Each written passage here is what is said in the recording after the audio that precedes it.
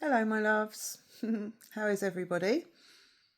Welcome in or welcome back. And I know that there are some new subscribers, so I'm very happy to have you here. My name's Sarah. You're very welcome.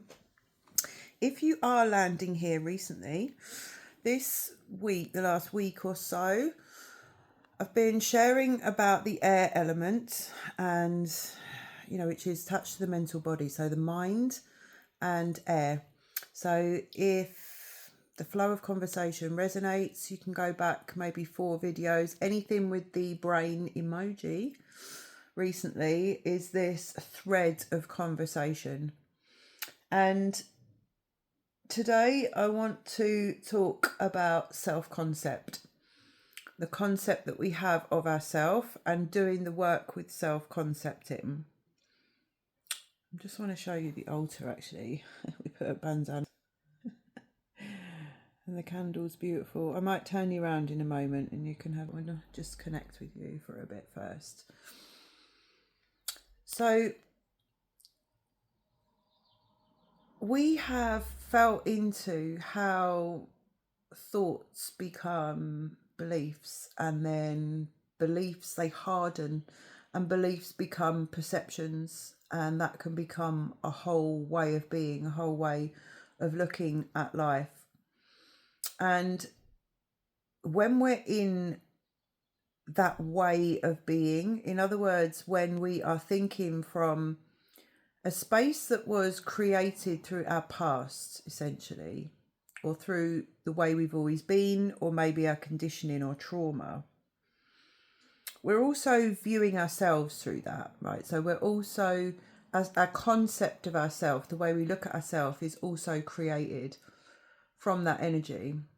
Now, we are human beings. We're not human doings. We're not human havings. We're human beings. It's essentially the way everything works is essentially be, do, have. But a lot of us live like have, do, be. In other words, I've got to have this to be able to do that, to be able to be that or feel that thing. But actually it's the beingness that allows, and then we act from that space, and then that attracts what we want. So it's like shifting into the beingness. The way that we view ourselves, we have to consciously look at the same time as we consciously dismantle the old. Up until now, the last few days, we've been feeling into what we have to bring to the old thoughts, the old negativity, the old ways of being, the old perceptions, and what it takes to dismantle those. But what are we filling the space with, essentially? And are we still coming from a very deep, almost cellular vibration that's an imprint of the past in how we, how we view ourselves? Our self-concept is quite a broad thing. Like, it's not just one thing. It's not just self-worth or confidence, or it's a lot of different things mixed in. And sometimes we're functioning from a space where we're not really upgrading the concept of ourselves to go along with this kind of healing integration process of past parts and how they come through the mind. Self-concepting is a really important, almost, it's an essential part of this work. It's shifting the focus onto what I be, who I be, and operating from that space and magnetizing from that space. And it kind of has to run alongside things that we are consciously observing within ourselves, and sometimes releasing and letting go of and choosing differently. It's much easier to make a new choice about how we be when we have consciously been an architect of that. In other words, feeding into the version of ourselves in different timelines. who are we as the expression of self that we truly wish to be? Now, I'm not saying there's anything wrong with how we are, but we've all got tweaks within ourselves that would allow us to be more of something, more full, more abundant, more prosperous, more expressive, more honest, more loving. And therefore for life to be fuller. So it's not that there's anything wrong with us, but we make these adjustments in service to a fuller life in every way, right? And the fuller life that we're stepping into, the things that we can dream, vision, intuit, and yearn for already exist. Otherwise, we wouldn't be able to feel them or sense them. So they're already existing on another timeline, if you like that terminology, if it resonates. So it's really about being that thing in advance of having it. And to do that, we have to change the way we look at ourselves. We have to change the way we think about ourselves. We can't, it's obvious when we haven't created that already, which means there's a gap between where we are and the vibration of that. So self-concepting is crucial. How do you perceive yourself in terms of your capacity, your capabilities? Do you really value yourself, your energy, what you have to offer? Do you know the value of self?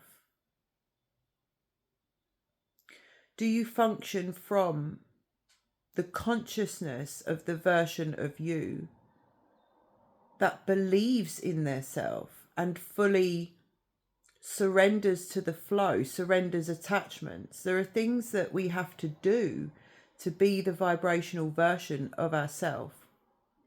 Now, we've gone a bit abstract in this share, but the point of it is, until we clear the old stuff in the mind, and while we're clearing it, we've got to pay attention to really make the most, to be the most successful at this process, right? There's no point in doing something we don't do it fully. Now, if you're healing, if the stuff you're integrating, if you're observing self, it's very easy to loop in that. And it becomes all about what's leaving, and it's still all about the past. But really, we are visionaries. We are calling in a different life, something that hasn't been created yet. So we're fluid in terms of identity. Now, I've been talking about identity, a lot of us, for a long time, and using the word, first of all, I was talking about new identity. Then it was like, no, it's more like the true identity. And now I feel like we're going to be like identity fluid, because nothing is going to be fixed when we understand that God's source and spirit has so much abundance and beauty and wonderful opportunities to reflect that for us when we can match the vibration of the person who receives those opportunities. So the work becomes, when we start to feel the new a lot, it becomes more identity work around that new true version of self. Now, she or he isn't functioning from negative thought forms. She or he has crafted and stepped into an identity of self, which is a concept of self, which is perceptions, thoughts, beliefs, and a whole way of being and operating in the world that is more and more and more a match for the frequency of what is desired, what is actualizing.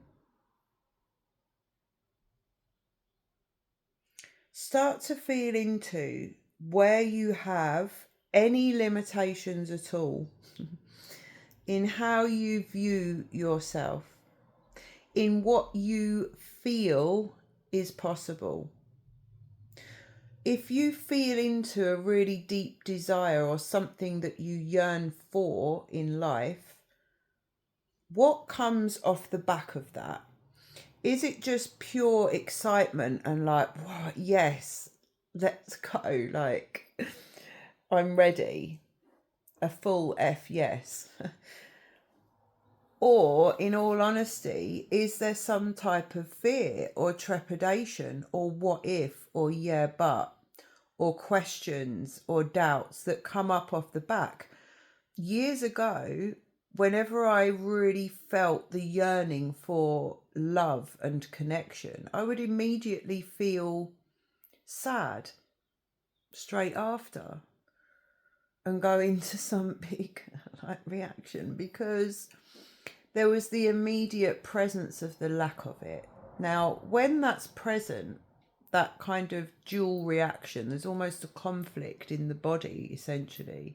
Oh, I want something, and I'm immediately aware that it's not present in this moment. But what we're essentially doing then is splitting our energy, and we're not focusing full attention, which is what it takes to stabilize the signal. We want to stabilize the signal, which takes full attention. You can observe a thought of doubt coming in, but you can't really give it too much attention if you want to stabilize your signal. Now, if you're still believing doubt because you the way that you view yourself, your self-concept still holds limitations, then you're gonna it's harder to hold the signal, right? Because we dip in and out, we oscillate, and it does stay that way a long while sometimes until we learn what's required of us. Some of us have been manifesting a long time, wondering why things aren't here yet. It's not because we're doing anything wrong. It's because we haven't stabilized our signal for long enough for the universe to go, "Ooh, that's a clear signal," and respond with like. So self-concepting allows us to stabilize our signal. When we really look at, again, bring into the light, bring into the awareness where we have limitations in the way that we perceive our life, the type of person that we perceive ourselves to be, what decisions we've made about ourselves that have parameters, essentially, and create almost boundaries between us and what is possible. Look at those, journal them, write them out, list them all. Get it out, look at it on paper. You'll be like, wow, that's a long list of things that I'm kind of telling myself all the time. And then we can simply do an exercise, a meditation, come from the heart space. You can be as ceremonial, ritualistic or not as you like, or practical. It's entirely how it resonates. And list out the direct opposite of what that limitation is. Those two realities, if that was a person living out one reality or the other, living a very different, experiencing a very different reality.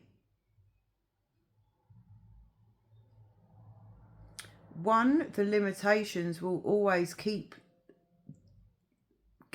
us there, right? And the other is almost limitless and fluid and all open to what's next. So the way that we think about ourselves can actually box us into the old structure or bust us out into the infinite consciousness, where we're always growing, learning, expanding, trying different things and not judging ourselves if we get things wrong, because it just means it wasn't aligned and there's always something better, right? Completely different concepts of life and self.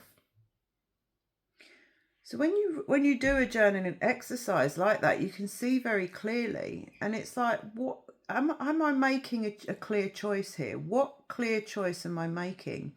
You can start to create habits, rituals, direct your thoughts, do affirmations, mantras, or anything around the qualities of the new concept of you, which it's already there. You're fully capable of that. Your lack of that is only a perception.